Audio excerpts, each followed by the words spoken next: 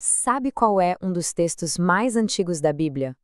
Curiosamente, não é uma lei, nem uma profecia, mas sim um hino de vitória. E o mais interessante, cantado por uma mulher.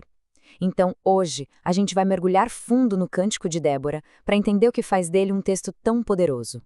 Para a gente entender a força desse cântico, primeiro a gente precisa imaginar o cenário, o silêncio que veio antes. Pensa só, uma terra afundada no caos, sob o domínio dos cananeus. As estradas, vazias. O comércio, simplesmente parado.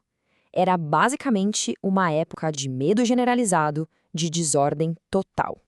E aí, no meio desse caos, surge a virada. O próprio cântico apresenta a crise e, logo em seguida, quem catalisou a mudança? Essa pessoa era Débora.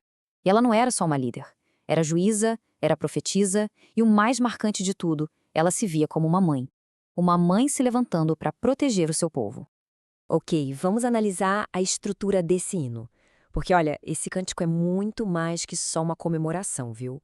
É uma narrativa, e uma narrativa genial, projetada para que essa vitória nunca fosse esquecida. A forma como ele foi construído é a chave de tudo.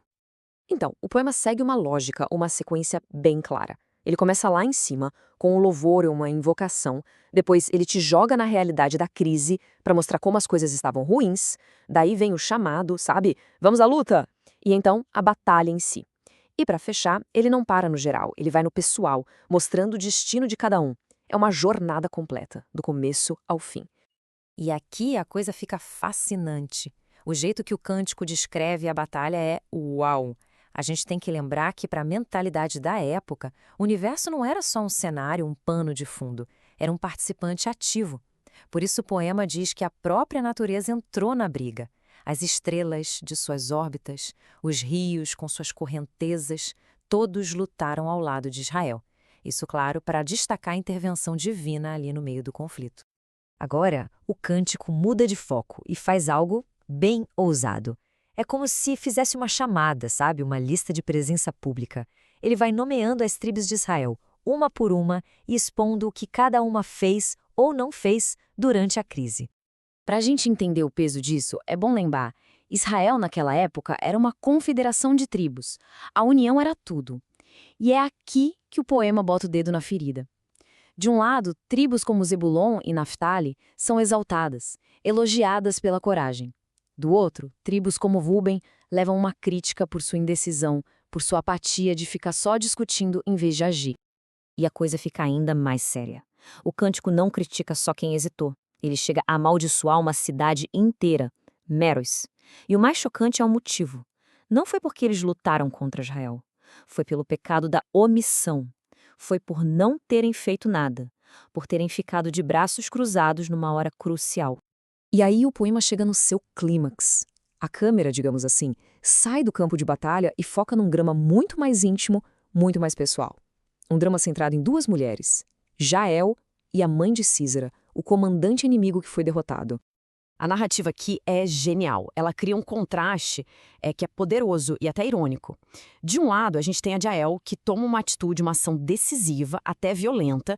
E do outro, a gente tem a mãe do inimigo, esperando na janela, ansiosa, sonhando com uma vitória que, bem, ela nem imagina que já virou pó. É quase cruel, né? O cântico nos deixa espiar dentro da cabeça da mãe de Sísera. Ela tá ali imaginando a festa da vitória, a divisão dos espolhos da guerra, roupas, mulheres.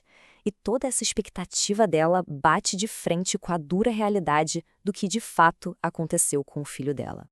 Certo. Mas por que esse cântico foi tão importante? Porque ele sobreviveu por milênios. A resposta é que o propósito dele ia muito, mas muito além de só comemorar uma vitória. Basicamente, o cântico tinha múltiplas funções. Numa cultura onde tudo era passado de boca em boca, um poema musicado era a melhor forma de gravar uma história na memória do povo. Era o hit da época, que todo mundo aprendia. Mas não era só história. Era também uma aula de teologia, uma lição de moral sobre agir ou não agir. E mais, ele virou um modelo, uma inspiração para outros cânticos de vitória que vieram depois. Por isso, ele durou tanto. E qual foi o resultado prático disso tudo? O que essa vitória trouxe? 40 anos. 40 anos de paz. E esse número não é à toa. 40 anos era o tempo simbólico de uma geração inteira. Ou seja, uma geração inteira pôde viver em instabilidade por causa desse momento. E é assim que a gente chega ao final. O Cântico de Débora, no fim das contas, não é só uma história sobre o passado. Ele deixa no ar uma questão que atravessa o tempo. Né? Uma questão sobre compromisso, sobre coragem e sobre qual é o papel que cada um de nós decide ter quando a coisa aperta, quando o momento realmente importa.